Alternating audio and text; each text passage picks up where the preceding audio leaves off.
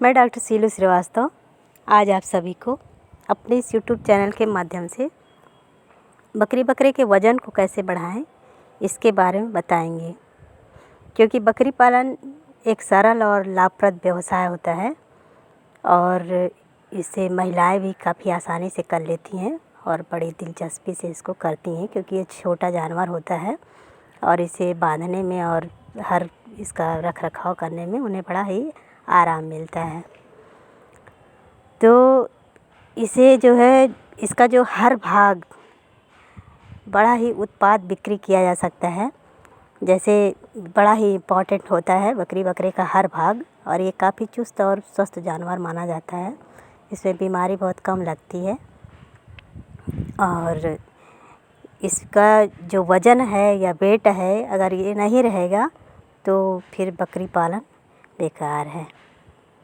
अब हम देखते हैं कि इसे कैसा दाना चारा दें जिसमें कैल्शियम, नाइट्रोजन और प्रोटीन अधिक मात्रा में मिले।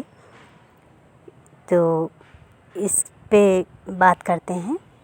तो पहले हम हरे चारे की बात करते हैं कि किस घास में या किस चारे में हमें इसकी मात्रा कम या ज़्यादा मिलती है। तो जैसे जौ हुआ, ज्वार हुआ, बाजरा हुआ, मक्का हुआ, आज बकरियों को हरे चारे के रूप में देते हैं। तो इनमें नाइट्रोजन और प्रोटीन की मात्रा बहुत कम होती है। अगर इसको हम खिलाते हैं, ज्वार, बाजरा, मक्का, जौ, तो इसके साथ हमें प्रोटीन युक्त दाना ज़रूर देना चाहिए। और कुछ जैसे दलहनी फसलों के चारे के रूप में खिलाते हैं, जैसे बरसीम हुआ, ज्वार हुआ, लोबिया हुआ, रिचका हुआ आदि, इसको भी हरे चारे के रूप में खिलाते हैं। तो अगर आप भरपूर मात्रा में खिलाते हैं तो इसमें दाने की आवश्यकता नहीं होती है।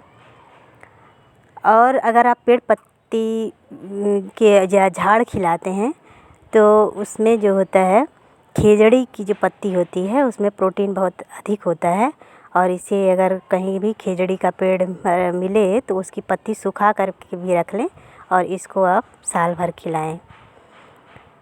और मुख्य रूप से जैसे बैर हुआ, नीम हुआ, पीपल हुआ, बरगद हुआ, सहतूत हुआ, इमली हुआ, सिरिस हुआ और झड़बेरी हुआ, कैर हुआ, इन पत्तियों में भी ये जो है कैल्शियम और प्रोटीन की मात्रा अधिक होती है और इसे भी खिलाना चाहिए। 2 से 3 किलो डेली आप खिलाएं।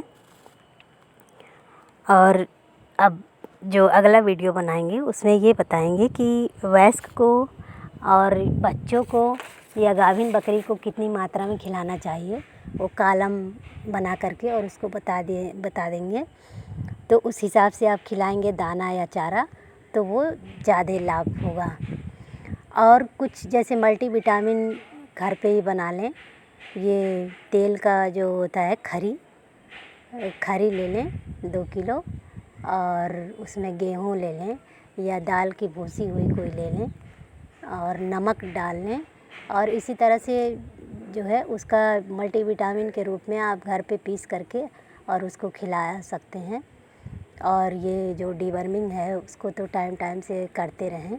एक बार खिलाएं कोई भी दवा डीवर्मिंग की, और उसको जो है 21 दिन बाद फिर खिलाएं और फिर 3-3 महीना पे खिलाते रहें। क्योंकि अगर पेट में कीड़ा होगा तो वो ठीक से चर नहीं पाएगी और पेट का जितना भी प्रोटीन और सब रहेगा वो सब कीड़े खा लेंगे और वो स्वस्थ नहीं रहेगी। तो डीवर्मिंग तो सबसे ज़्यादा ज़रूरी होता है, और टीका उका वगैरह तो लगवाना ही चाहिए। ये है।